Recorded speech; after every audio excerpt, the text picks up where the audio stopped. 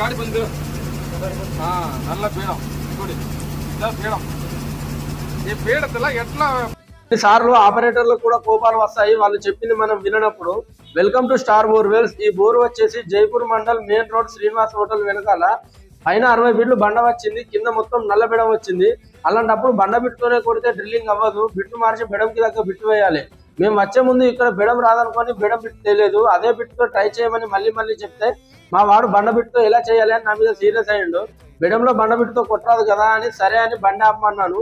బండి ఆపి మీరు భోజనం చేయండి, అంతలోపు నేను మంచిరాడు వెళ్ళి బెడం బిట్టు తీసుకొస్తా అని చెప్తే వాళ్ళు భోజనం పని చేసుకుంటున్నారు. నేను బిట్టు తెచ్చిన తర్వాత మళ్ళీ బిట్టు చేంజ్ చేసినారు. ఇప్పుడు డ్రిల్లింగ్ అనేది పర్ఫెక్ట్ గా జరుగుతుంది, వాటర్ కూడా బాగా వచ్చినాయి. ఎందుకు నాపై కోపడ్డాడంటే అలానే బెడం వచ్చినప్పుడు దగ్గర బండ బిట్టుతో కొడితే డ్రిల్లింగ్ అనేది అవ్వకుండా డీజిల్ అనేది ఎక్కువ తాగి హైమర్ ని ఖరాబ్ అయ్యేలా చేస్తుంది. అందుకే మా కోసమే మాపై కోపడ్డాడు. ఇలాంటివి మా మధ్యలో అప్పుడప్పుడు జరుగుతూనే ఉంటాయి.